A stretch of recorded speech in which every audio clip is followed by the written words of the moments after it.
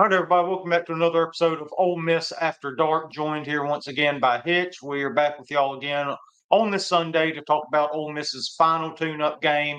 Got that one in the books, turning the page to SEC play, but we will look back and see who stood out in this game against Georgia Southern. How you doing today, Hitch? Good, man. Good. Happy to be here. Happy the Rebels took care of business. Yep, I'm happy to get on to SEC play so we can quit saying the same things over and over and over again about us beating the shit out of these teams. So it's going to be a lot of fun. But kind of looking at it right now, though, just overall, the Rebels, again, another dominant performance, win 52-13. They cover once again. But some big performances here. Jackson Dart, obviously, with another big game, 382 yards, 4 touchdowns, 37 yards on the ground. Had that one interception when he was trying to hit Juice Wells, I believe it was, there late in the game in the fourth quarter to try to pad the stats a little bit more, right? And just underthrew him a little bit. If he'd got it out in front of him, Juice did have that guy beat, it looked like, if he'd thrown a little further to the sidelines there. But not the way it worked out. But overall, another really good game by the leader of not only this offense, but this team, Jackson Dart. Yeah, I mean, I think that, like I said, we came out and we took care of business. We covered. I'm not crazy about the game as a whole. I don't know. I wish that I felt better coming out of it than I do. I think that there were some warts that kind of will get us in trouble if we don't clean those up. But yeah, all things you said, we had some monster performances by some people that we absolutely expected it out of. And Trey Harris continues to just Trey Harris. I don't understand. Yeah. I've said it every week. I continue to say, I don't know how you keep letting him get the ball.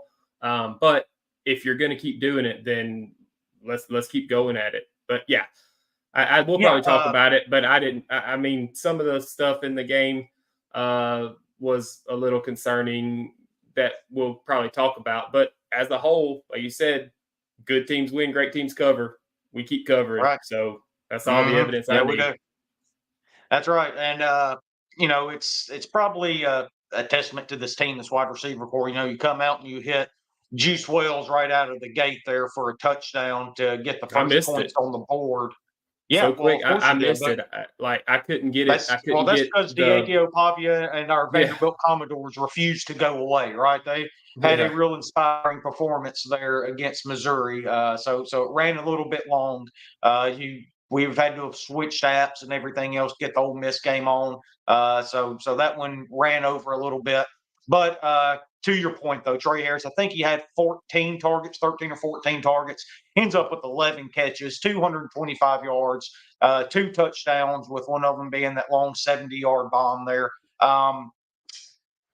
Defenses are going to have to start double teaming him. They're going to have to keep somebody over the top of him.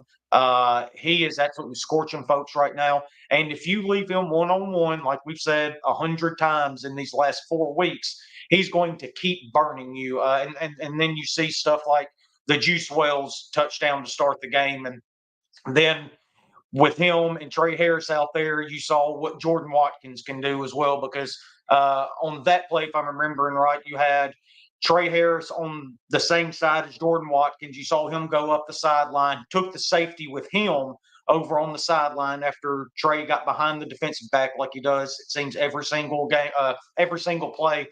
On the opposite side of the field was Juice Wells, and they literally did the exact same thing with him. Put him up the sideline. Wasn't anything flashy or tricky about it, just a straight go route. He got on top of his cornerback as well. The other safety, because they did play 2 high safeties on that play. That was my first thought is, man, why are they not playing 2 high safeties against the Ole Miss offense?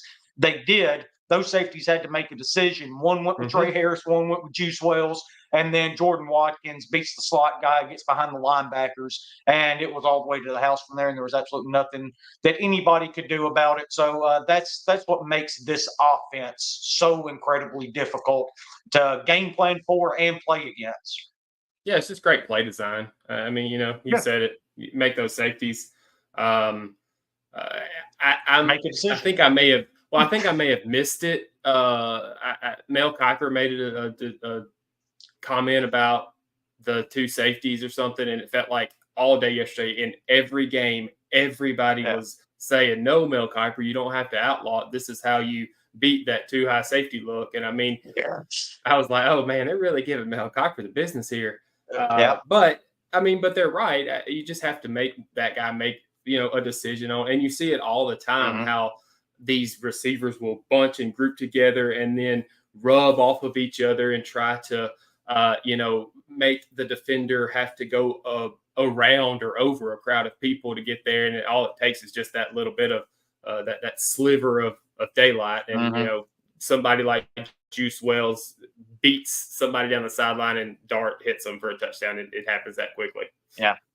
Yeah, yeah, and so that's how Trey keeps getting open though. And when they do make a decision, you've got Juice. Well, they'll double team him. We still got Jordan Watkins, Caden Lee, Daquan Wright, Caden pre-scoring guys we've talked about over and over and over again. Uh, and another thing that Ole Miss has is as it at its disposal is Henry Parrish Jr. Guys having an absolutely incredible year for so far. 13 carries, 89 yards, and a touchdown. Average 6.8 yards per carry. And if I'm not mistaken, look, I think he leads the SEC in yards per rush. Yeah, he's at 7.49 yards per carry so far. Tops in the SEC, just ahead of Jarquez Hunter and Jackson there from Arkansas. Averaging 106 yards a game, almost 107. Guy has been absolutely dynamite for the Rebels coming out of the backfield this year. Yeah, that's crazy. 7.4. Hmm. When you said that number, I thought, oh, that's an exaggeration. Then I looked at it and it's not. That's wild. So, That's a big number. Um, uh yeah, I mean he's playing so well that the guy that we probably expected to be getting a lot of this attention is getting less than some attention, maybe even no attention. He got yeah. maybe a carry or two last night. I saw him hop on the I think field two, and two or three, if I'm not yeah, mistaken. and then they jumped Ulysses to Bentley, two the carries next for two 9 yards. guys. Yeah, Yeah, Dominic yeah. Thomas and even another Rashad guy came Amos. in and got oh yeah, Amos. I was trying to think of his name. Rashad Yep. Amos came in and got a kick. Hmm. Yeah, I don't know. It's becoming weak. The longer it goes on, the more perplexing it gets to me as to It is. like, Yeah. okay, something is going on, but what is it? I don't know. Hmm. Yeah, and Dart, I didn't hear the quote. I just saw people talk about it. Dart seemed to address it in some form of fashion in the post game press conference last night, saying that there will be big gains for Bentley as the year goes on. So maybe he's kind of starting to fix whatever the problems were. I don't know. Maybe he's been banged up a little bit, and people don't know about it. You don't hear a lot about injuries out of this Ole Miss program, and that's by design. But he did come in, get a couple carries. 9 yards, 4.5 yards per carry. So not too bad. Be interesting to see how that plays out the rest of the year. But finishing up on Parrish, he's currently fourth in the SEC in rushing yards with 427. That is, let's see, just under 50 yards shy of the top spot. So there's a big bunch of guys there. Jaquindon Jackson, Dylan Sampson, Nate Noel, and then Henry Parrish, anywhere from Parrish is at 427, then Jackson stops at 472. So it's a big group of guys there, 1 through 4 there. And then Parrish is third in the SEC in rushing touchdowns at 7. No, that's And a big the number. most interesting thing, looking at these stats before we hopped on this morning, I know you now know who leads the league in rushing attempts, but if you'd give me and you both 100 guesses, I don't think we ever would have guessed who led the SEC in rushing attempts so far this year. And that's our guy Diego Pavia up there at Vanderbilt. Man, kid's playing his ass off. A lot of fun to watch. Hate they didn't get the win, obviously, but that's the way it works. And I know this isn't a Vanderbilt show, but watching him is just a lot of fun. Been a lot of fun for the last couple years. So I was kind of locked into that game there in the third and fourth quarter there. So, but moving on with Ole Miss though, obviously this offense has been incredible. There's a lot of talk about the defense though, especially on the back end, secondary, all the penalties. We saw that rear its head once again against Georgia Southern. Um, but one thing that I've taken away from these four basically preseason games that we've had, Poophole is the clear-cut leader of this defense. He's been playing incredible so far this year. Had another big game for Ole Miss here on Saturday. He ends up leading the team in tackles again with 10 tackles, 7 of them solo, 3 assists, 1.5 sacks. Got to the quarterback an additional time for a hit. He has just been playing out of his mind, and he's been one of the better transfer portal pickups so far this year on that side of the ball. Oh yeah, for sure.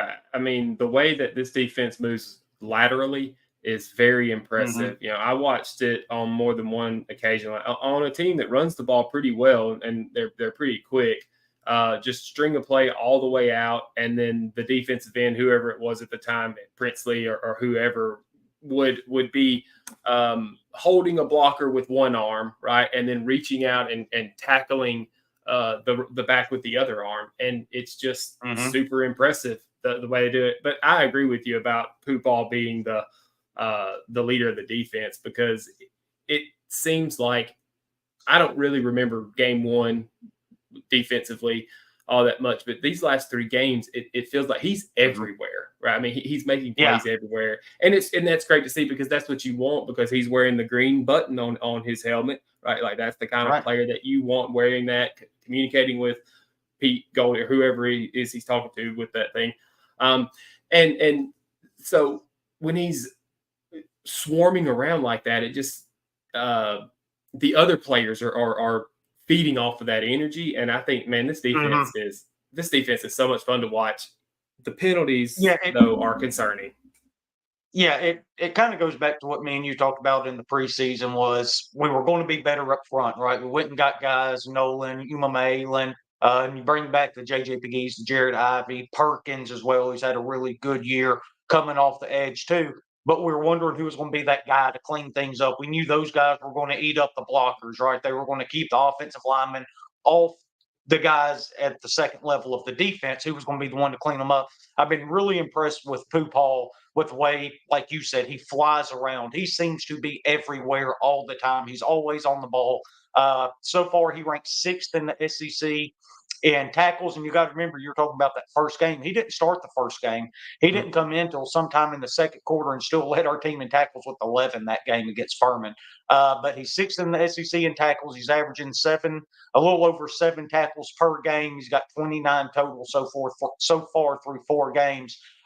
Just been really, really impressive. 4th in the SEC in tackle loss, 6 of them already. He's averaging 1.5 tackles for a loss per game so far. JJ McGee's down there at number 7 with averaging a little over 1 as well.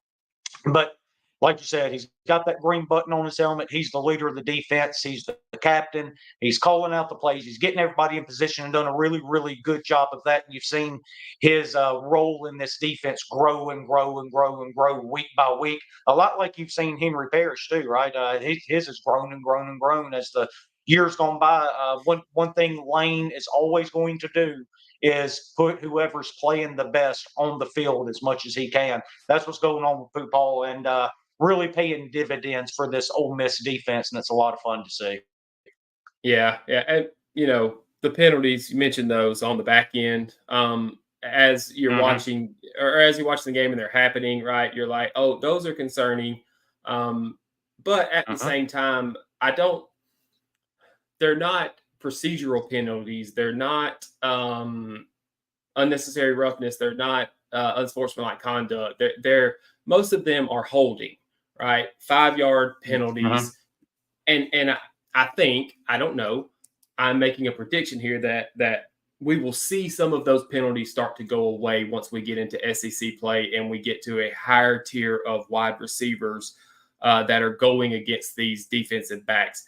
I think sometimes the penalties look more egregious when the defensive back is hand fighting with someone from a group of 5 school versus someone from an SEC school, or a big time receiver that we may see for Alabama or Georgia or something, or even this week against Kentucky. Yeah. So I think that we're seeing penalties that may not necessarily be called in with this frequency in SEC games. I don't know. What are your thoughts on that? Yeah. And Well, and I think some of it too is a little bit of boredom too. Maybe they're not quite as locked in on the back end of the defense with the defensive line and the linebackers eating the way they are right now. And quite frankly, the competition just not being quite as high, right? When you start getting into SEC play, you're gonna have to be locked in every single game. That might be feeding into it a little bit as well. I was impressed with John Saunders yesterday against Hmm. Georgia Southern.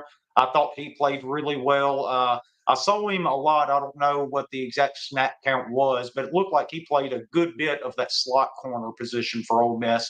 He played a bunch of safety for us last year. It's like they dropped him down to be that number 3 guy to cover the slot receivers a good bit against Georgia Southern. Was that something that was Georgia Southern specific? Something they're just trying out? Or was it something that's been happening for the last 4 games and I haven't noticed it? That could absolutely be part of it as well. But I did notice it last night, and I thought he played a really good slot corner for Ole Miss. He was all over that guy. Made a really Yeah. good play down the sideline when it looked And like he might have been beat. Used his hands, but wasn't grabbing, wasn't pulling, wasn't pushing. Just got on top of them and was able to knock balls away, and it was a lot of fun to watch. So shout out to John one thing Saunders. about, Thought he yeah, played a really good game. and one thing about the defense that I do want to bring up that I love to see is the tackling. Like, I mean, we Yep. get to a guy, we wrap him up, we put him on the ground. Mm-hmm. That was not the case a few years ago, right? I mean, that was Mm-hmm. one of the problems with the defense is that we couldn't tackle. And man, it seems like one of these guys gets their hands on you, you going down, right? There's no yak. Mm-hmm. There's nothing like that. So that's great to see going into the SEC play that we seem to be shoring up that tackling and getting guys on the ground. Yeah. That's definitely been a concern for Ole Miss over the years was whether or not we were going to get them to the ground when we did get there to them. We've really struggled tackling in the years past. Kind of shored that up a little bit this year, though, so that's been really nice to see. Running down some more of the defensive players here before we move on. Corey Coleman had another good game for us.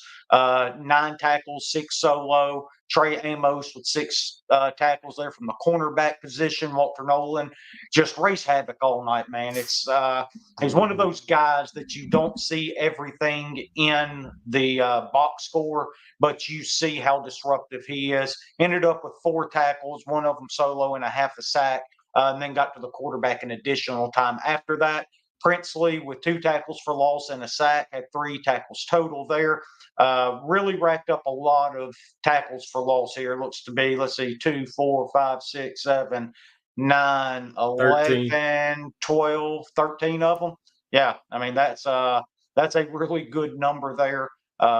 So I thought the defense as a whole played really, really well, though. Hmm. Perkins, 2 tackles, one of them for loss as well. So just a lot of fun watching this team play and this defense play and swarm around the way they are. So, but before we get to around the SEC, let's just take 1 minute to look ahead briefly to Kentucky. This is a I want to ask you about something in this game before about the okay. offense.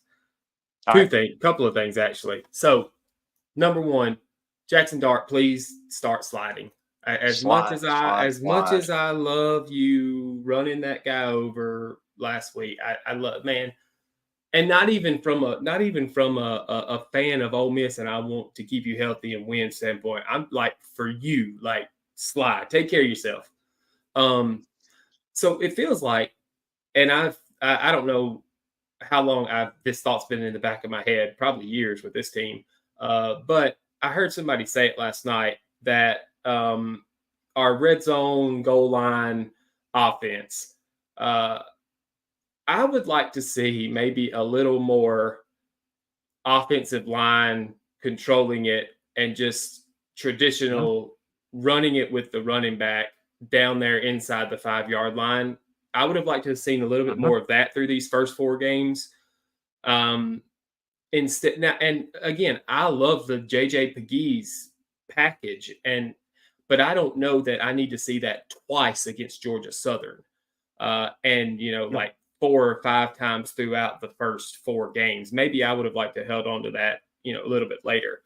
But mhm. just your thoughts on do you think that if we get down inside the 2-yard line, like, can we score a touchdown that's not a JJ Pegues touchdown? And part B, to me, when JJ Pegues went over the top last night and landed, he looked to be in an incredible amount of pain when he was trying to get off the field and dunk that basketball. Yeah.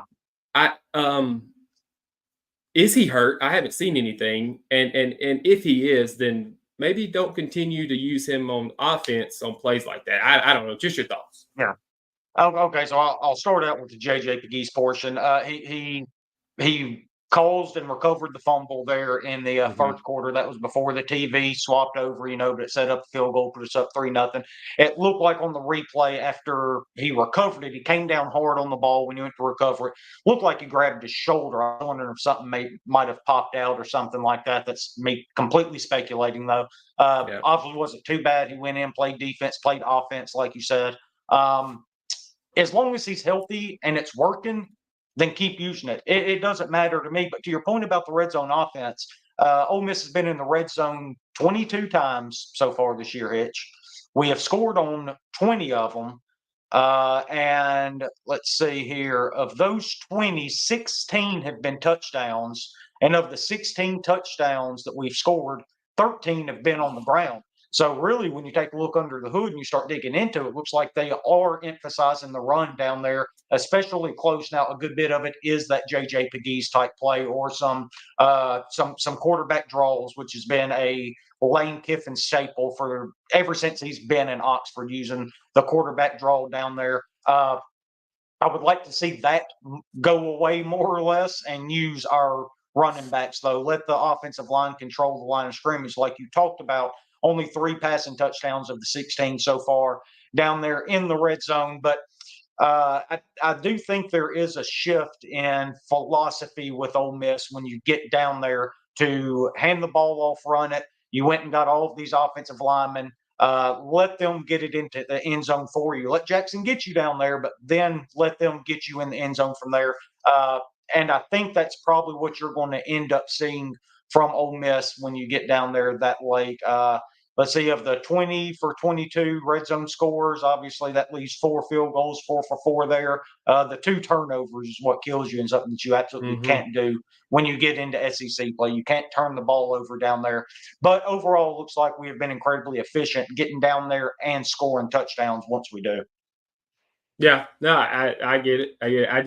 It feels like, if we get, the closer we get, the more gimmicky that we tend to get, and it feels like we went and got these big offensive linemen for this reason.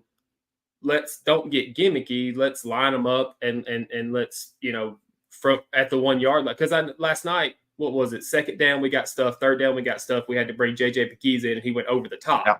Right, like Georgia Southern. I want you to prove to me against Georgia Southern that on second down, no, we score because we are the more dominant offensive line, and I didn't see that against them. Yeah, and kind of to your point as well, though, is you're still gimmicky even before the JJ Pegues play to get you in the end zone, because you brought JJ Pegues in to be an extra blocker. You put him in at tight end to crash the line, and he absolutely demolished that poor fella at the end and pushed him 5 yards into the end zone. He did his job. Yeah.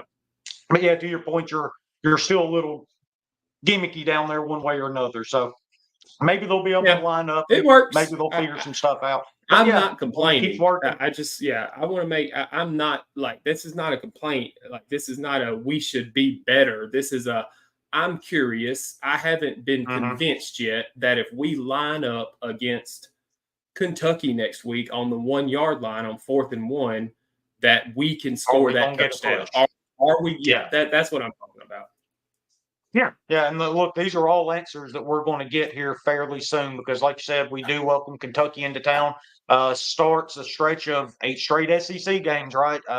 This is where this season's going to be made or lost, is these SEC games. Excited to finally get in here and get something started, though. Start playing some competition. Early line came out. Ole Miss is 16.5-point favorites. I was blown away by that. I was looking for something a little closer to 12 and a half. That was my guess. I was actually talking to my dad last night. We were sitting there watching the Ole Miss game, and we were talking about that. And that's what I told him, 12 and a half. So I expect that to come out at. So this morning, apparently it came out and opened at 16 and a half.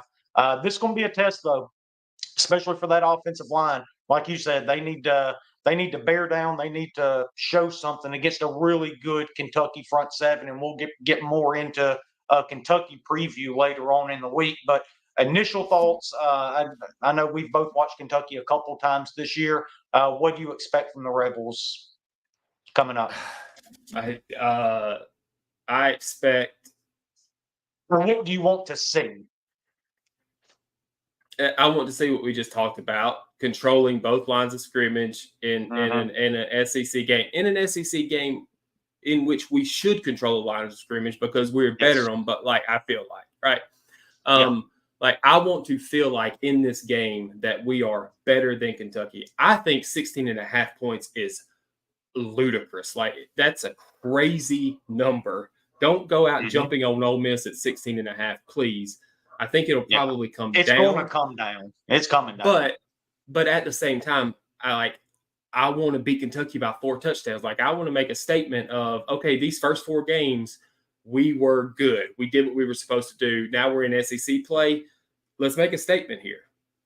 Yeah, and I'm right there with you because obviously we talked about wanting to see the offensive line against their defensive line, make a push, control the game, all that. But it's the same thing on the other side of the ball. This is going to be the best offensive line that this remodeled, revamped Ole Miss interior line has faced. This Kentucky's bread and butter, man. That's what they do. They're going to be really good up front, both sides of the ball. They've got Barian Brown, obviously, out there at receiver. He's going to be a problem. It's going to be a really good test. And by a mile, the best test the secondary has faced all year up to this point. So interested to see how we're able to control him.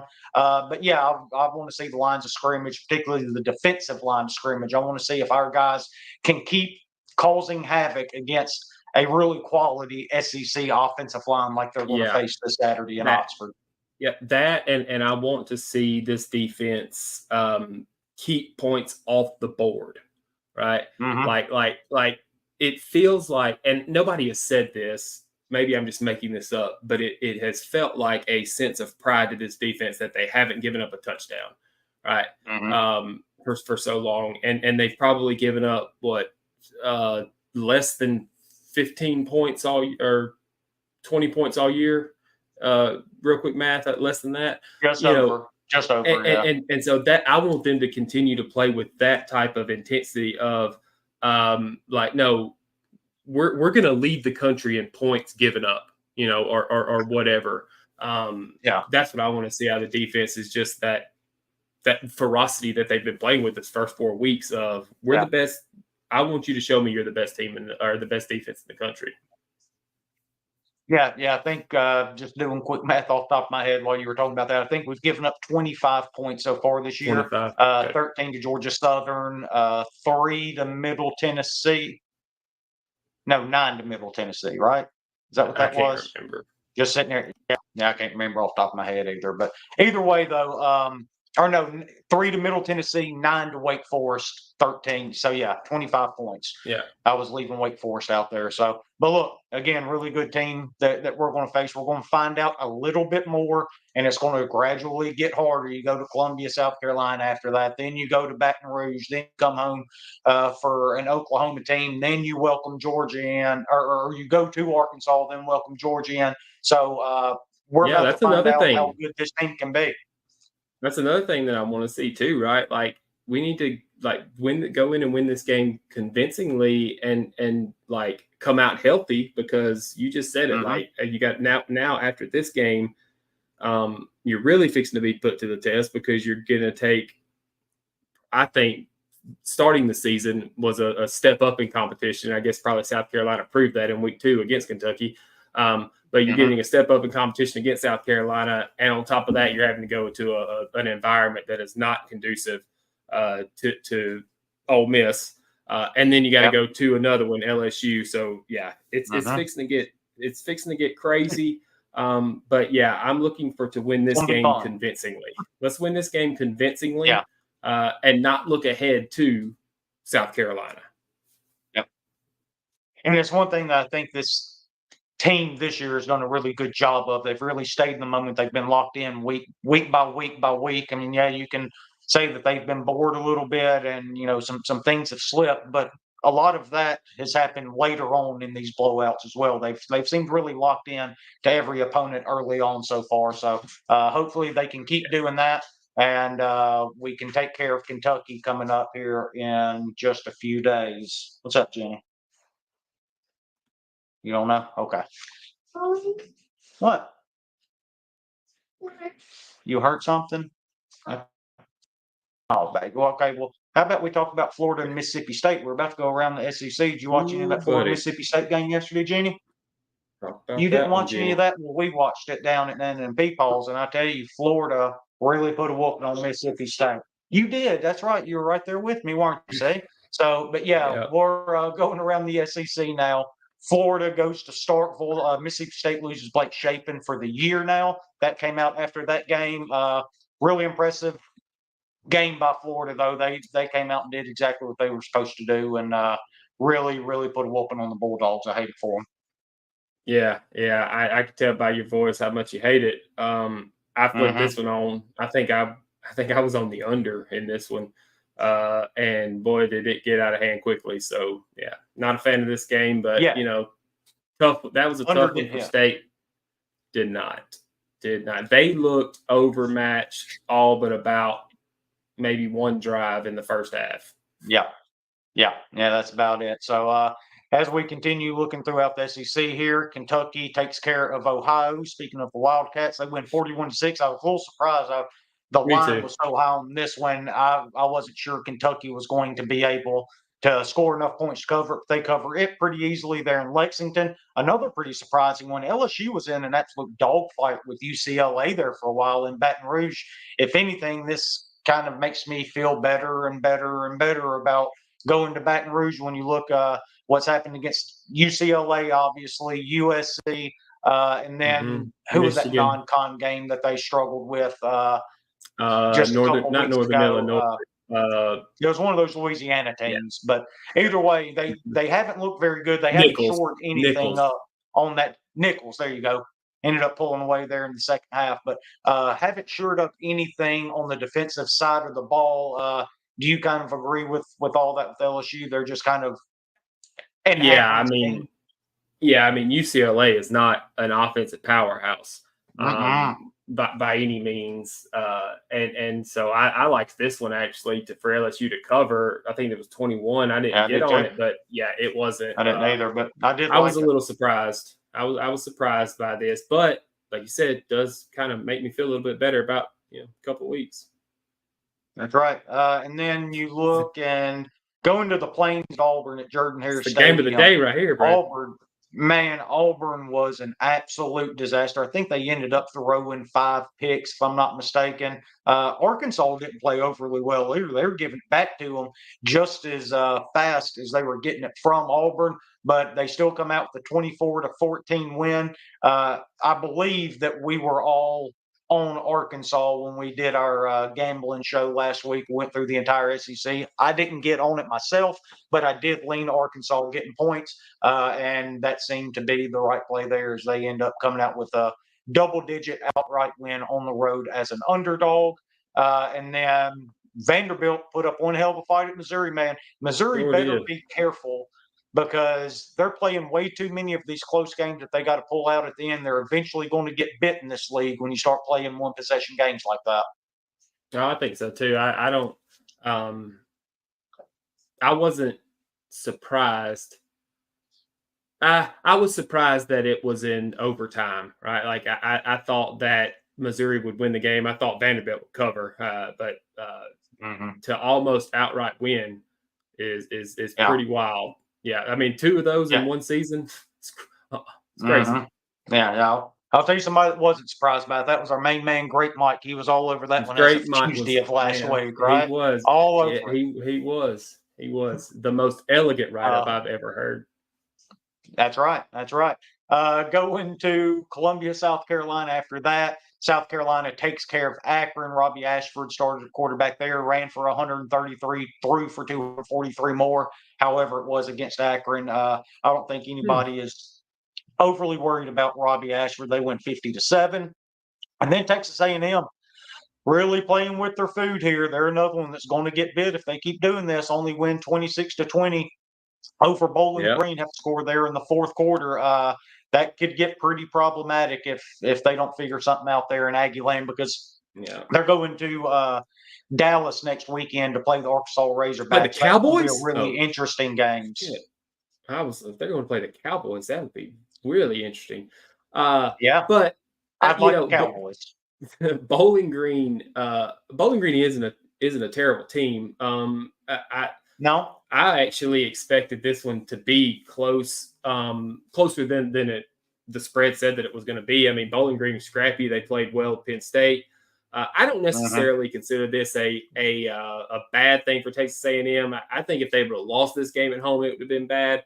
The fact that they probably had to scramble, to beat Bowling Green in the fourth quarter doesn't look great. But I think this one looks worse than it actually is for Texas A&M. Okay, if that matters. Yeah, well, we'll find out, because, like I said, A&M's going to start getting into the meat of their SEC schedule again. This thing, we're finally going to start figuring out what these teams are all about. Norman, Oklahoma, big game, top 15 matchup there. Number 15, Oklahoma, drops one to number 6, Tennessee.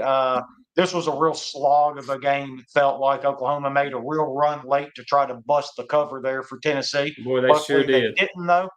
I mean, just really put it on them in the fourth quarter there with those 2 touchdowns. But Tennessee gets the win, gets the cover. Big win for Tennessee going on the road. Nico's first true road game. To come out of there with a 10-point victory, though, I think that says a lot about Tennessee and quite frankly, a lot about Oklahoma. That defense is elite. It's a very good defense. They're really good up front. They're really physical. The back end of the defense is really good. They just don't have anything at the line of scrimmage offensively to be able to do anything to make any headway in this conference. It's going to be a long year for the Sooners, I'm afraid, once they get to the meat of their conference schedule. Yeah, I didn't get to watch much of this one. I was, watching the Ole Miss game and back and forth. I was on it. You talked me into getting on it more than I intended to, but it all worked out. You're welcome. And man, thank you. Hey, congratulations, big night. But we were talking as the game was going on, and everybody was just kind of like, "Man, this stinks. Like something's fixing to happen. It does, man. This is just too weird. I don't like this the one bit." And yeah, but it doesn't matter. Like, I think that everybody pretty much thought that Tennessee was going to go in there and walk this one. But I think coming out of this, maybe we look at it. I mean, Oklahoma's not as bad as this makes me feel worse about the Oklahoma game, right? Like as far as the LSU game we talked about earlier, I feel better going into that one. I feel worse about the Oklahoma game than I originally did. Especially because that defense is really good, and that quarterback that they put in there last night after Jackson Arnold, I mean, I think he probably did enough in those few drives that he's probably the quarterback going forward, and he's pretty athletic. So we'll just kind of have to see where Oklahoma goes. But it was a huge win for Tennessee going in, and dude, they are probably absolutely a top 5 team in the country, and somebody that the Rebels are going to have to deal with at some point. If it comes down to it. So yeah, absolutely. So big win for the Volunteers. They're going to be interesting to see what they're able to do the rest of the season. Already talked about Ole Miss and Georgia Southern. Obviously, Ole Miss wins 52-13, and then go down and ULM drops a heartbreaker to Texas 51-3 there in Austin. Off the back of Arch Manning, he had a good game, 258. With 2 touchdowns, did throw a couple picks. Jaden Blue on the ground, 25 carries, 124 yards, and 3 touchdowns there for the Longhorns. Our man General Booty for UL Monroe had a really tough game, only 42 yards and 1 touchdown. All of this to say, kind of looking 10,000-foot view, Hitch, how would you kind of tier the SEC? Because I think it's Texas, Ole Miss, Tennessee, and Georgia, probably a tier 1. I don't think, in my mind, I wouldn't be surprised if any of those 4 teams end up winning the conference. And then after that, it's probably a tier of like Alabama. I think they're really good offensively, but they're going to get got on the defensive side of the ball. I think there are some times where they can struggle back there on that side of it. And I think I might leave Alabama in a tier by themselves before I drop down and go with Missouri because I think they've got some issues. They keep winning. Give them credit. There's something to say about winning close games. And so I would put them in a tier by themselves and then basically throw a bunch of names in the hat after that with Arkansas, South I was going to Carolina, say, Oklahoma.